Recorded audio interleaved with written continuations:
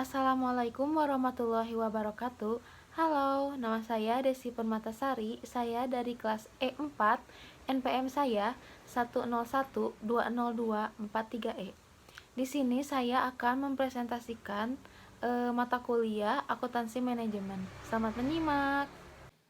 Jadi, di sini saya akan menjelaskan materi tentang akuntansi pertanggungjawaban, yaitu biaya transfer.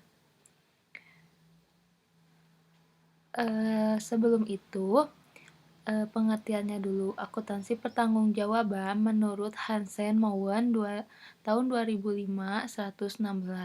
Akuntansi pertanggungjawaban adalah sistem yang mengukur berbagai hasil yang dicapai oleh setiap pusat pertanggungjawaban menurut informasi yang dibutuhkan oleh para manajer untuk mengoperasikan pusat pertanggungjawaban mereka. Lalu menurut L.M. Samarin, akuntansi pertanggungjawaban merupakan suatu sistem akuntansi yang digunakan untuk mengukur kinerja setiap pusat pertanggungjawaban sesuai dengan informasi yang dibutuhkan manajer untuk mengoperasikan pusat pertanggungjawaban mereka sebagai bagian dari sistem pengendalian manajemen. Lalu ada syarat untuk menerapkan akuntansi pertanggungjawaban. Yang pertama, ada struktur organisasi jelas. Yang kedua, penyusunan anggaran yang menyeluruh. Yang ketiga, pemisahan biaya yang dapat dikendalikan. Yang keempat, klasifikasi kode rekening sesuai tingkat manajemen. Dan yang terakhir, sistem pelaporan telah memenuhi syarat. Lalu, ada manfaat dari akuntansi pertanggungjawaban. Yang pertama, dasar penyusunan anggaran. Yang kedua, penilaian kerja manajer pusat pertanggungjawaban. Yang ketiga, pemotivasi manajer. Yang keempat, pemantau efektivitas program pengelolaan aktivitas. Lalu ada jenis pusat pertanggungjawaban. Ada pusat pendapatan. Apa sih itu pusat pendapatan?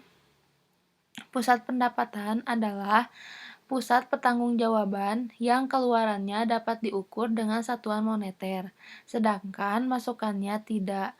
Jadi, prestasi manajernya dinilai atas dasar pendapatan pada pusat pertanggungjawaban yang dipimpin.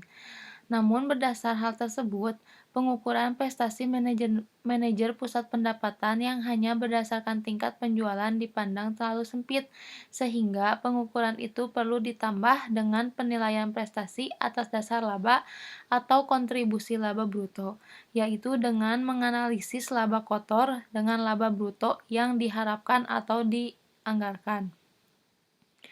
Lalu yang kedua, ada pusat laba atau profit center. Apa sih itu pusat laba?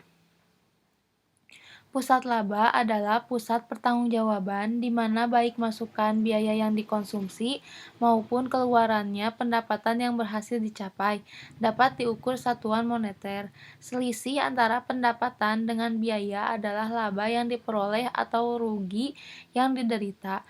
Pembentukan pusat laba memerlukan perincian tugas, pendelegasian wewenang, dan tanggung jawab, serta dukungan informasi agar manajer yang bersangkutan dapat merencanakan kegiatan-kegiatan pada unit kerjanya dengan baik.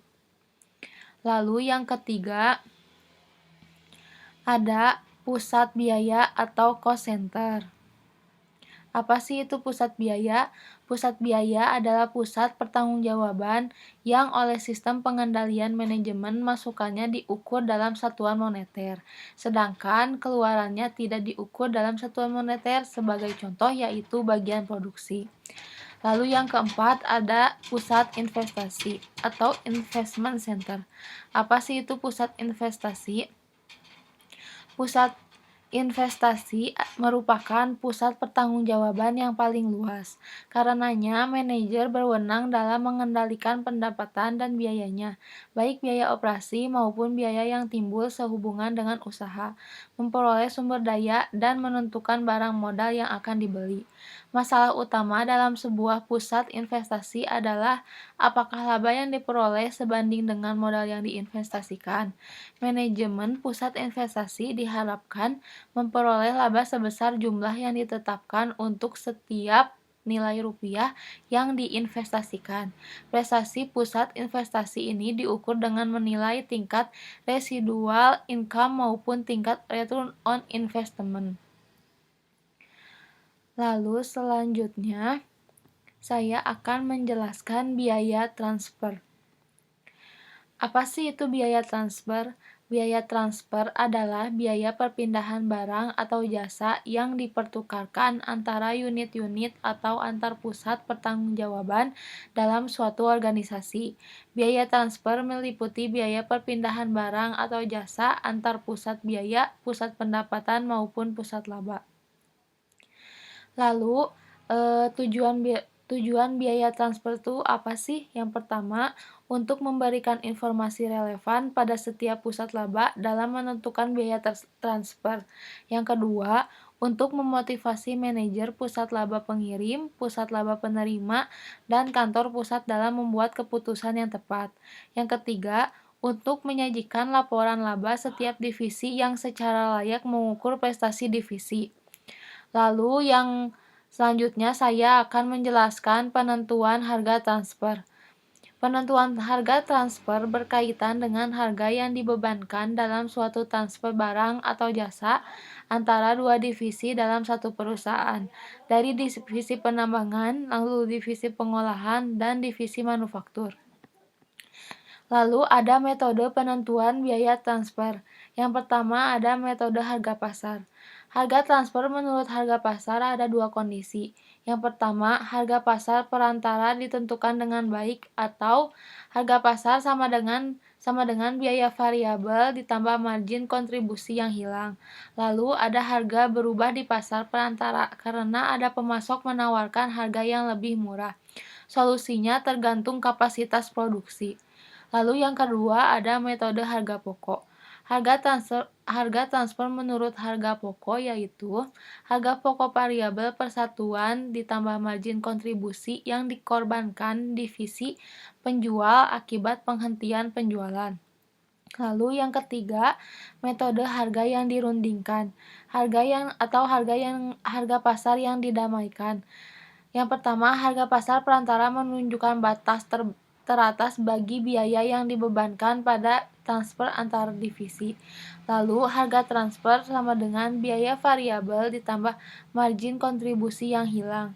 Margin kontribusi yang hilang sama dengan total margin kontribusi produk A atau barang yang diproduksi.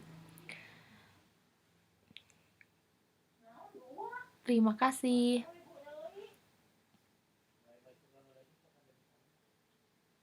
Mungkin cukup video presentasi dari saya. Mohon maaf bila banyak kekurangan. Wabillahi taufiq wal hidayah. Wassalamualaikum warahmatullahi wabarakatuh.